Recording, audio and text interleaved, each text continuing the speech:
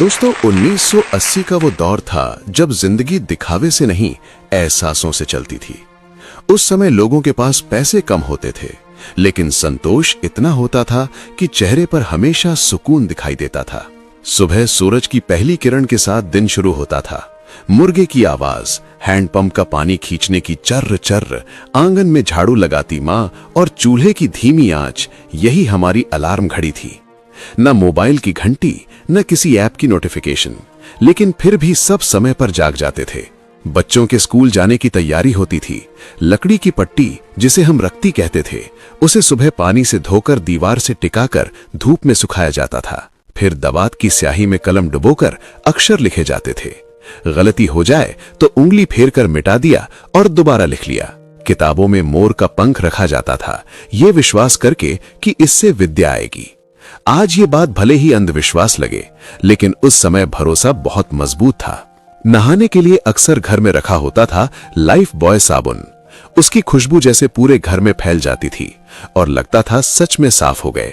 दांत साफ करने के लिए हर घर में मिलता था डाबर लाल दंत मंजन, लाल रंग का मंजन जिससे ब्रश भी लाल हो जाता था और होंठ भी, लेकिन वही ताजगी असली लगती थी। उस समय टूथपेस्ट कोई खास चीज माना जाता था। गांव की गलियों में बच्चे सुबह स्कूल से लौटते ही बस्ता एक कोने में फेंक देते थे और निकल पड़ते थे खेलने। हाथों से कंचे खेलना, मिट्टी में गोल घेरा बनाकर निशाना लगाना, गिल्ली डंडा, कबड्डी, लुका छिपी, रस्सी कूद, ये सब खेल सिर्फ खेल नहीं थे, ये दोस्ती की बुनियाद थे। जेब में कंचों की खनखनाहट गर्व की आवाज होती थी। कभी जीत जाते थे तो जेब भारी हो जाती थी, कभी हार जाते थे तो खाली, लेकिन दोस्ती कभी कम नहीं होती थी। खिलौने महंगे होते थे, इसलिए लकड़ी, कील और पुरानी चप्पलों से अपनी गाड़ी बना लेते थे। कोल्ड ड्रिंक के ढक्कन को हथौड़े से पीटकर चक्री बना लेते थे। मेले से घिरनी या पानी वाला छोटा गेम खरीद लाते थे जो 2 दिन में टूट जाता था, लेकिन उन 2 दिनों की खुशी आज तक सलामत है। आज जिन आम, अमरूद, नाशपाती को हम महंगे दामों में खरीदते हैं, वो तब हमारे लिए मुफ्त थे। गांव के बाग में जाना, पेड़ पर चढ़ जाना, नीचे दोस्त खड़े, ऊपर से आम तोड़कर फेंकना, फिर नमक लगाकर खाना, उस स्वाद की बराबरी आज कोई महंगा फल नहीं कर सकता। खेतों में जाते थे तो छोटे कांटेदार बीज कपड़ों में चिपक जाते थे। उन्हें निकालकर दोस्तों के बालों में चिपका देना और फिर जोर से हंसना, वही असली मस्ती थी। किसी को ब्रांडेड कपड़े नहीं चाहिए थे, 2 जोड़ी कपड़े काफी थे।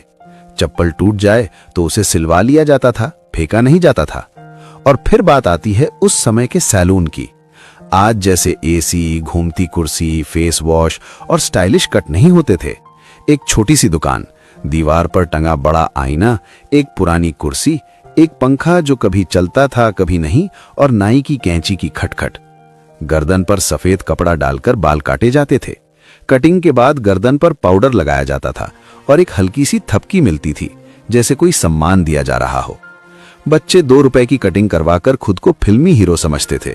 सैलून सिर्फ बाल काटने की जगह नहीं था, वो गांव की खबरों का अड्डा था। शाम को जब अंधेरा होता था और बिजली का भरोसा नहीं होता था, तब लालटेन जलाई जाती थी। उसका मेंटल अक्सर टूट जाता था, लेकिन उसकी रोशनी में परिवार एक साथ बैठता था। टॉर्च को मुंह के नीचे लगाकर डरावना चेहरा बनाना हर बच्चे की आदत थी। घर में अगर टेप रिकॉर्डर होता था तो वो बहुत बड़ी चीज मानी जाती थी। कैसेट डालकर गाने सुनना, पेंसिल से रील घुमाकर टेप सीधा करना, यही टेक्नोलॉजी थी। जिसके घर टेप होता था वहां मोहल्ले के बच्चे जमा हो जाते थे। और फिर आता था रविवार, खासकर जब टीवी पर आता था रामायण। उस समय हर घर में टीवी नहीं होता था। 50-60 घरों के बाद किसी एक घर में ब्लैक एंड व्हाइट टीवी होता था। रविवार की सुबह लोग जल्दी उठते थे, नहाते थे, साफ कपड़े पहनते थे, घर के काम निपटाते थे और समय से पहले टीवी वाले घर पहुंच जाते थे। सड़कें सुनसान हो जाती थीं, बाजार शांत पड़ जाते थे, खेतों में काम रुक जाता था। ऐसा लगता था जैसे पूरे देश में सन्नाटा छा गया हो। टीवी वाले घर में दरी बिछ जाती थी। बच्चे आगे बैठते थे, बड़े पीछे, महिलाएं एक कोने में।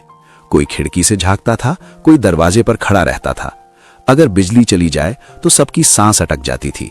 कोई छत पर चढ़कर एंटीना घुमाता था और नीचे से आवाज आती थी, थोड़ा दाईं तरफ, अब बाईं तरफ, हाँ बस वहीं रोक दो।